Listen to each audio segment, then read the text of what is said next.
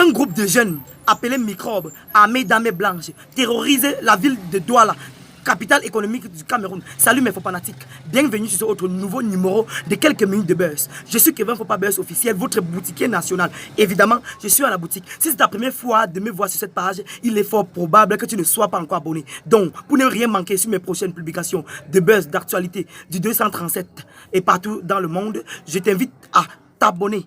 Je sais que quand tu comprends le mot microbe dans son sens premier, comme l'indique la science, directement ça te revient à un parasite qui nuit à la santé des êtres vivants.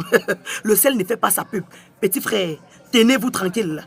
Au 237, la définition de microbe est tout au contraire. Au 237, le mot microbe est défini comme un groupe de jeunes ressortissants de plusieurs pays d'Afrique, militant pour le désordre. Des personnes sans scrupules, sans vergogne, voilà, qui dérangent toute la population de Douala sans raison. Petit frère, le sel ne fait pas sa pub. Ce qui me fait bizarre ici, c'est que la plupart de ces gars qui font le désordre ne sont pas des Camerounais. Tu vois, ils s'infiltrent juste dans les Camerounais. Et vous voyez bien, sur 100 personnes, il y a autour de 3 Camerounais.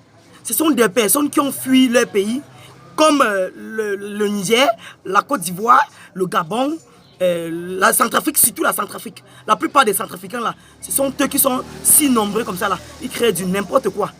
On doit prendre ça au sérieux. Voilà. Vous n'allez pas fuir les problèmes chez vous et venir chez nous créer du n'importe quoi. Ici chez nous c'est la paix. C'est de ça qu'il s'agit. Le gouvernement camerounais devait prendre ça en considération. Ce groupe de jeunes appelés microbes ont envahi la population de Douala et arraché tous leurs biens. Ce 12 décembre 2022. Ces jeunes délinquants revendiquent le fait que Kengbere ait tué l'un de leurs à bout portant la fois dernière lors d'une interpellation des dealers de drogue. Ils ont donc promis la mort de la femme du policier qui a abattu leur ami. Ils menacent donc que la ville de Douala n'aura pas de paix ni de tranquillité dans les prochains jours à venir. Ils auraient d'ailleurs attaqué commerçants et clients au marché Kouloulou. Les autorités administratives ne sont pas encore prononcées à ce sujet. Petit frère, le sel ne fait pas sa pub. Petit à petit, l'oiseau fait son nid. À ce stade, la goutte d'eau a débordé le vase.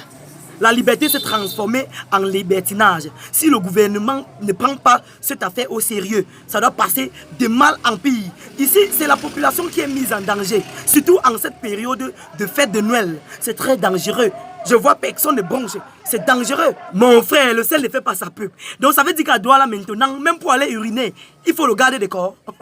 Pour aller au marché, il faut faire les appels vidéo. Pour envoyer l'argent de la tontine, il faut faire l'appel vidéo. C'est de ça qu'il s'agit. Si tu donnes un rendez-vous avec ta copine, il faut l'appel vidéo. Elle ne vient pas, vous appelez vidéo. Même si tu as envie de vidéo, on ne fait plus rien en face. Parce que si tu sors, les microbes vont te montrer le feu. Si tu ne veux rien manquer sur mes prochaines publications de buzz, d'actualité, du Congo, ça, du Japon, du 237 et partout dans le monde, je te prie de t'abonner et activer la cloche de notification. De ce fait, portez-vous bien. Votre boutiquier national.